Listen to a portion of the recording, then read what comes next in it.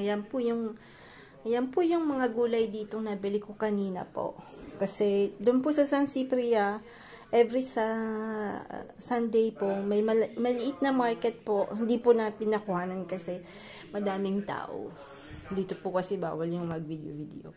So, nung una kasama ko si Osh, tapos bumalik po ulit kami dalawa ni Sam. Bali, ito po yung price nito.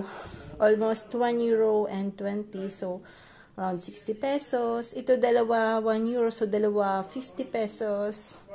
Ito ganun din, 80 pesos yung isang kilo, ganon. Ito, €1.90. So, mga ganun din, 90 pesos. Yung melon medyo mahal, €2.50. Tapos patatas, maliit na patatas, €2.50 po yung bili ko dito. Tapos yung avocado po, tatlo, €2 and €2.50.